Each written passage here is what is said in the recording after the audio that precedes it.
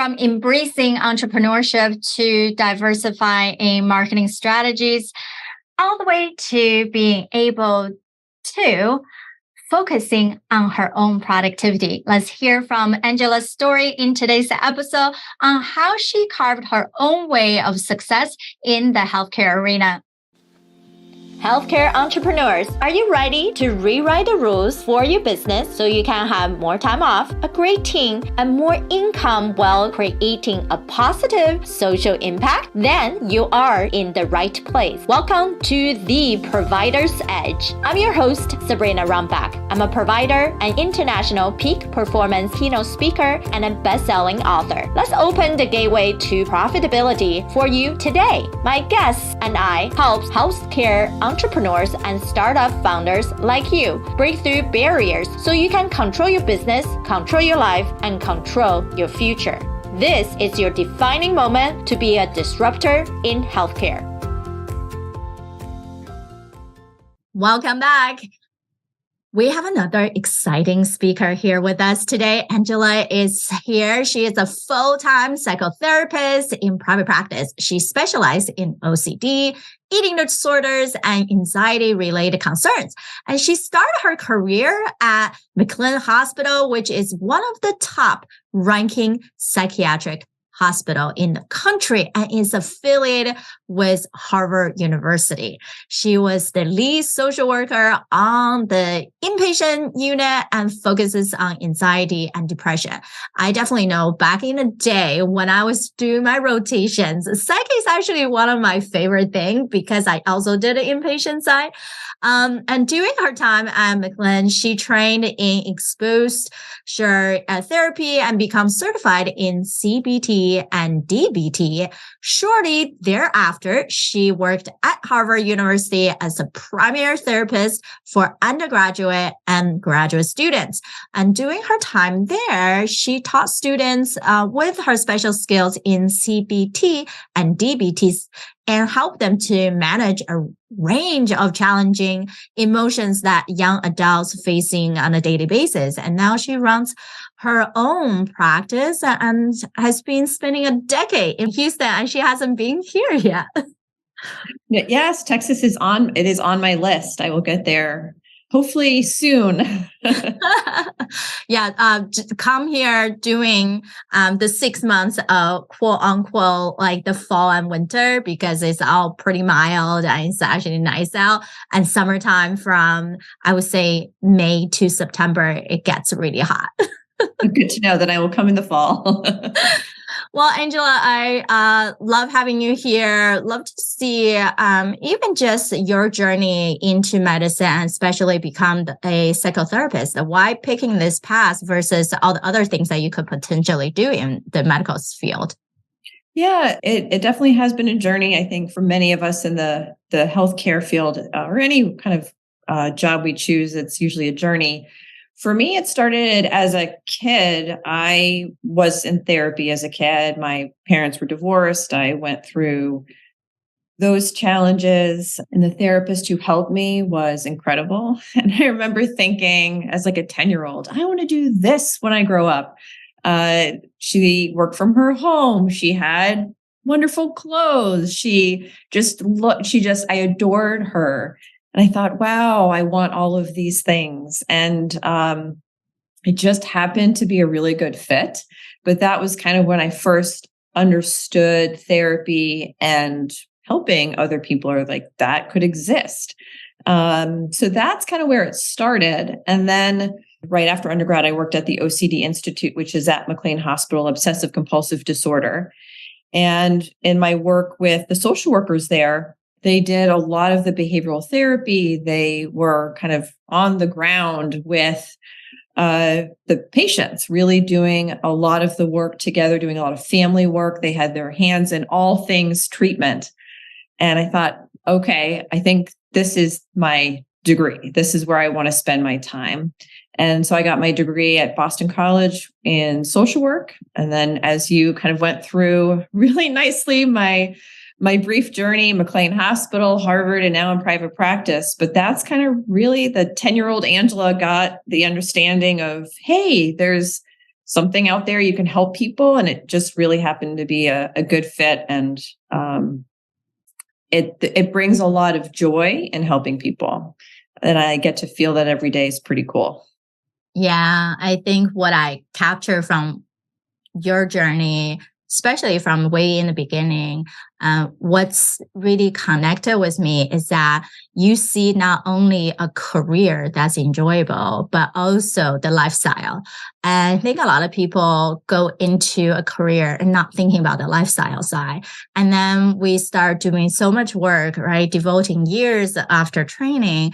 And perhaps we even love teaching, and just like yourself have taught, right? Taking on students, whatnot. But then it just become this hamster wheel of just keep running and not thinking about what does that mean for me to be in this world, to serve, to have a mission, but also to live. And I think that was really, most people don't probably have that alignment as you did when you were little. Wow, she can work from home. She can have that good lifestyle. And then she's also just loving you, right? Like the patient loving the provider side. And I think at the end of the day, it's about that relationship that we create with our patients, and same thing with our colleagues. And no matter what, without that human engagement side, that's what we start pivoting in potentially in the wrong path, right? And from all your journey, what made you feel like now is the time to create your own private practice? What was the pivot change? Burnout. So I was burning the candle on both ends. And I think the brewing entrepreneur in myself was coming through, and had for many years. But I think once I got to Harvard, and I was working during the day, classic 9 to 5, sometimes 9 to 7, I had a small private practice on the side. And at that point, when I started working there, I was single. So I could work, right? And the entrepreneur self was just like, yeah, that's what you do. You build something, you got to work. And I would do that no problem. But then I met my now husband and was trying to fit that relationship in.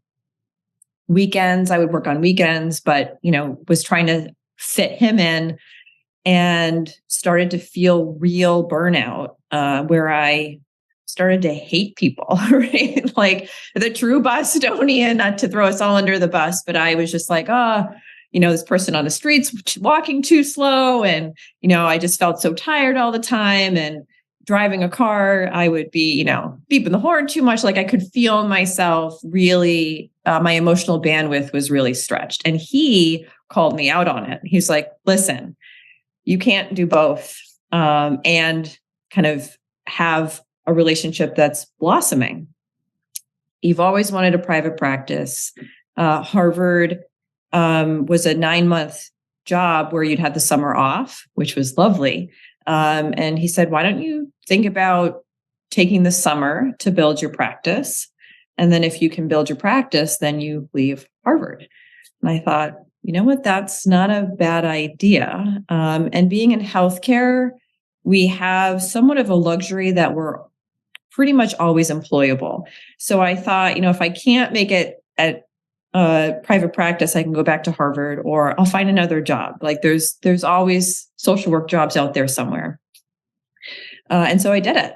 But that was the pivoting moment, was meeting my husband and having to include another relationship that I wanted. But before then, like all I had was me, right? So I could do whatever I wanted and fit that in. I'm sure burnout would have happened sooner rather than later if I was on my own. But that was the pivoting moment where I thought, you know what, I'm just going to do it. And I did. And that was 2013, and I haven't looked back. So that I can't believe it's been a decade, but there you go. And it's amazing that when it all come back to, we have to have that solid support around us and be able to call us out, right? When we don't see, we can't see what we don't see. And especially we're in the midst of everything and we feel like we're such high achievers. We can do anything. We can learn anything. And to the point that it's not just about doing everything or achieving everything. We're able to balance, right? Because technically there's no such thing as balanced life. And it's about like, if we're trying to fit everything, then the quality of everything that you're fitting in is not there. I think many of us have experienced the same thing, right? Like myself, where I used to be like, oh yeah, I'm young, quote unquote. Like I can stand here and do multiple cases a day. And then 6 o'clock, oh, consult comes in. Oh yeah, let me see if we can sneak that patient in for tomorrow's OR. Oh, let's run around the whole hospital getting everything together. And I think we got so used to like, oh yes, things are efficient. You can make it even more efficient. But it's that efficiency or busyness truly equals effectiveness on what you're trying to do. And then that effectiveness is that the same equals the end result and mission of how you want to serve, how you want to create change in health. It's not that effective. It's not that impactful, but we thought it is what it is because that's all we can see. And until someone else tells us, hey, have you thought about a different way? And I think that's when the door and the light start opening, right? Light bulbs start going off. And I think what's also amazing is you simply accepted that opportunity, because there are people who are going to say, no, I still feel comfortable with my chaos because it was known, instead of discovering this new path, what's unknown, but can lead to a better spot. So proud for you for taking out that challenge, right? Yeah. And it shows that even though I teach the stuff, I'm not perfect, right? There I was burning the candle at both ends and not really aware what I was doing. I was just doing what I've always done. But that's part of why I really like what I do, is that we're always learning. Our work is never done, even my own work. So that it is helpful to have people in our lives who can really give us the feedback, and that we can be ready for it. Even if it was scary. I floundered quite a bit, but I did it, and here I am. And I'm so grateful for him. And then also that the kind of perfect alignment that I could take that leap. Right. And for sure, I think that all of us who has that entrepreneurial spirit wanted to explore, right? And we know it's going to be a roller coaster, but we are not afraid to see the roller coaster. We just want to be a really good student and implementer to understand how to do it and able to implement the right strategy so we can really serve our patient while have somewhat of flexibility and creating our team, right? Creating jobs, because technically entrepreneurship is not just creating a job for us, but it's serving the community as well. So for you, how are you growing your team for the past 10 years? And at what point you realize, oh yeah, I need to add on more members to as a whole, we can work more effectively to serve more patients? I didn't know what would happen with private practice. I thought you just hang up your shingle and that's it, right? Next 40 years, right, Angela, you're done. You're done. And I really thought that was it. I had made it, right? That was my goal. I was now like Dr. Thorbeck, who helped me when I was 10. I was like, okay, I made it. And then I was getting feedback from patients that the skills and strategies I was teaching them were really helpful, which was great. It's like they are seeing marked improvement in their stress and anxiety. And the other part of feedback that they gave me was that I was a hard find. So Boston is not a big city. You can actually walk all the fun, interesting historical parts probably in a day, right? We're not big. And I thought, okay, if I'm a hard find in a smaller city, but I'm helping people and they're feeling better. I wonder what I could do to help people not just find me, but find the skills that I teach. So I found my now kind of business partner, Kristen, and she came in and has really helped me think of creating online products. So I've written workbooks, I've written a stress management course, skills kits that are essentially the skills I teach in my practice. And no matter where you are in the world, essentially, you can get access to what I teach. It's not individual sessions, although some people can. I have packages for that, for coaching, skills coaching, but for like a tangible skills that you're looking for. Maybe you don't have time for 45 minutes once a week, or you kind of want to just dip your feet in and see, is this really for me? Will this be helpful? I really wanted to give people affordable access to those strategies. And that's where my business took off. So not just a full-time psychotherapist, but then also creating these products that people can get access to all the time. And that's been the most fun for me, is creating those products and being creative in that way has been an exciting addition to my business.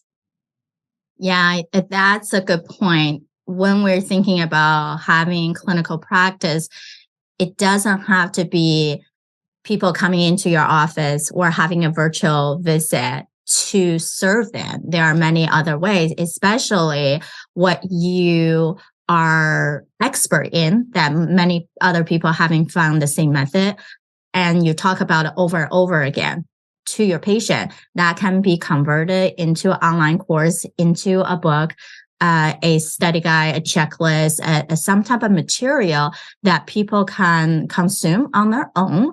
And it also gave them a way to get familiar with you and to really think about who you are when they might not ever gonna have a personal session.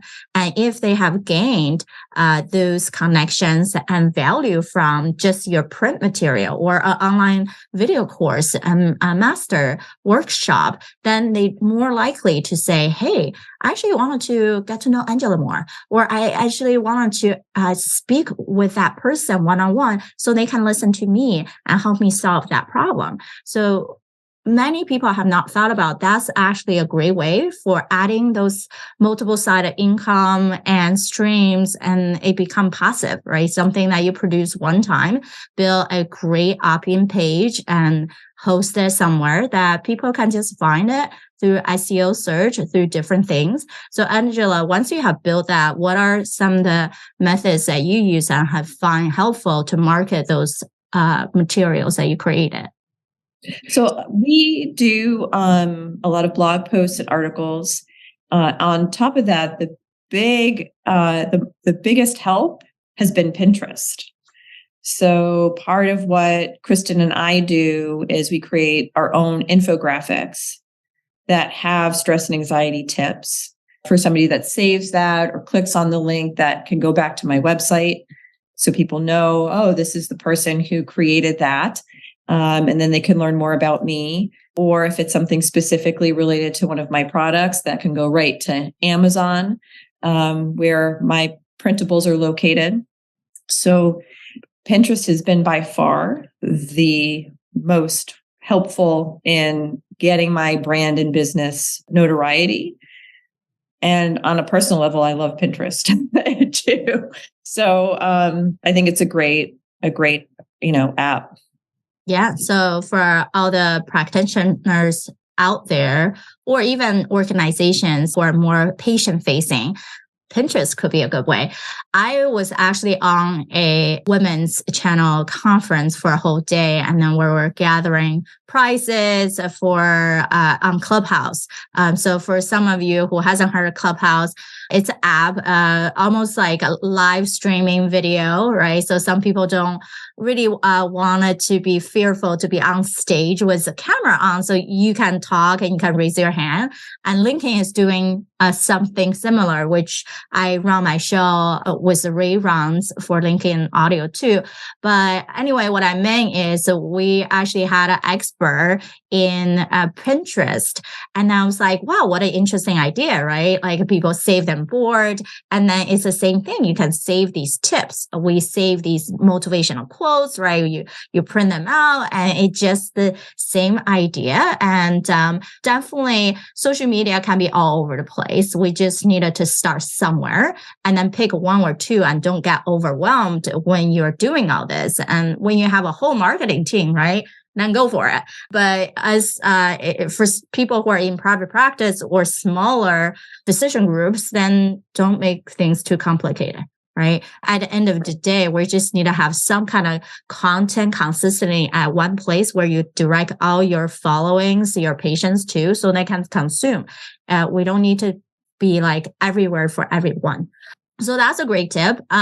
What are some of the struggles you would say, hey, I wish people won't go down that road. This is what I kind of encountered in my days.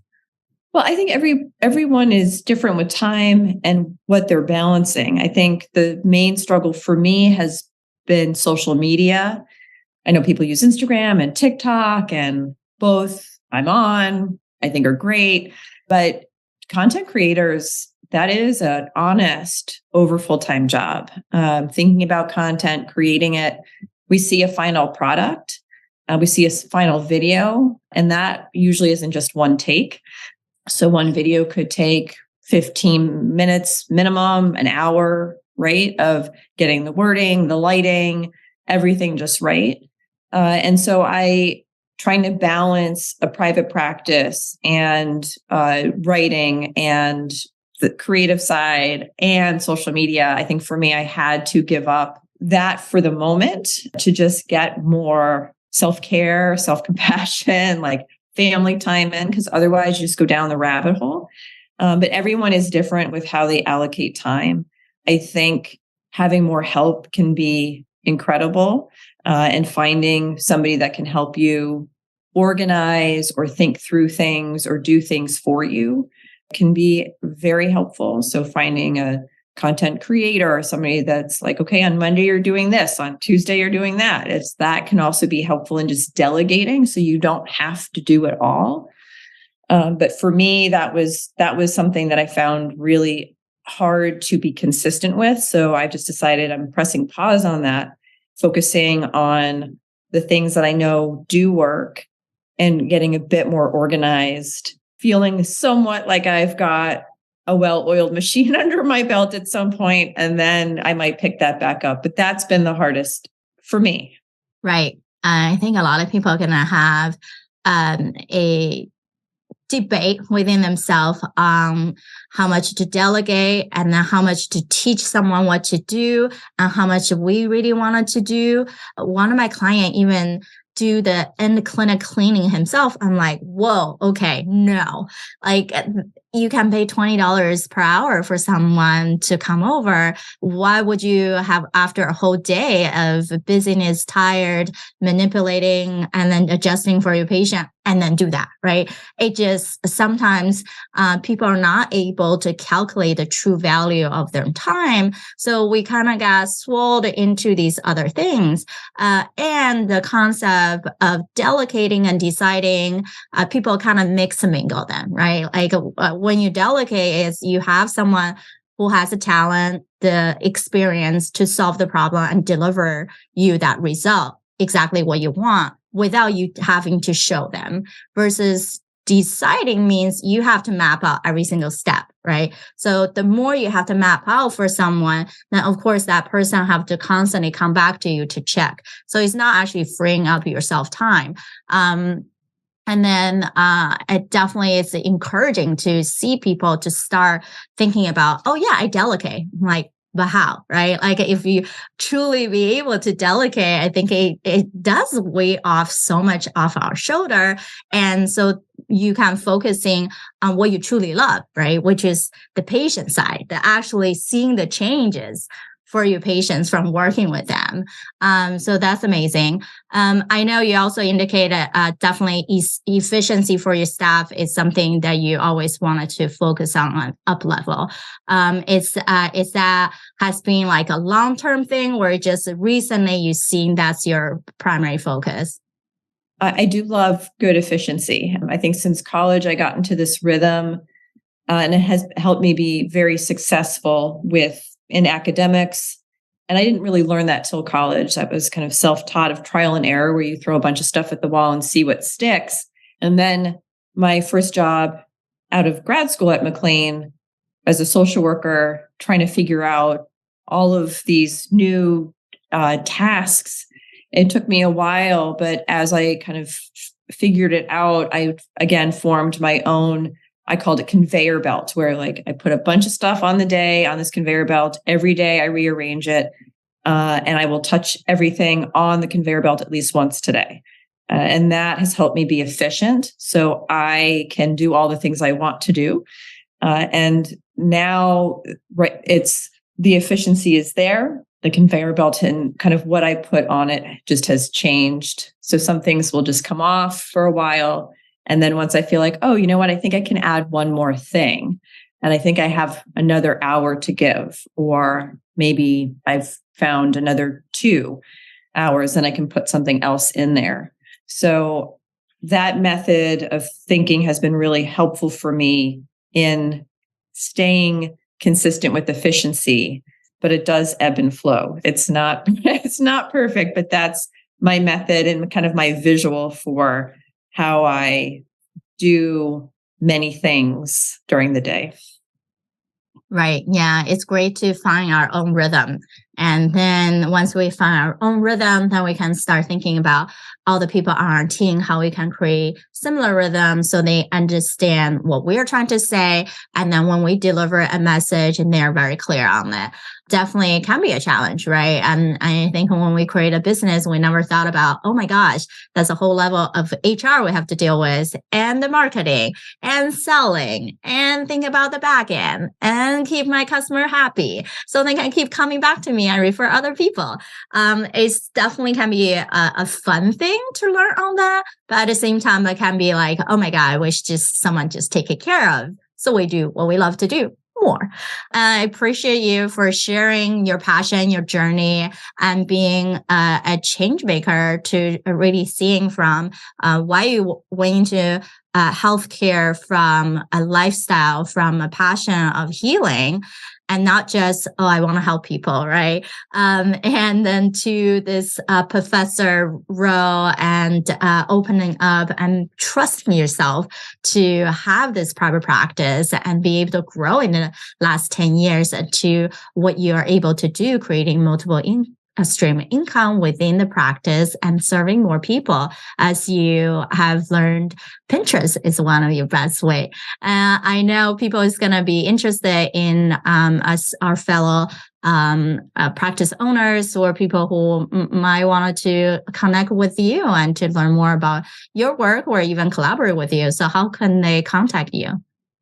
The easiest way to reach me is probably through my website, which is progresswellness.com. And on there is my email. You can email me and I'd be happy to hear from anybody. Awesome.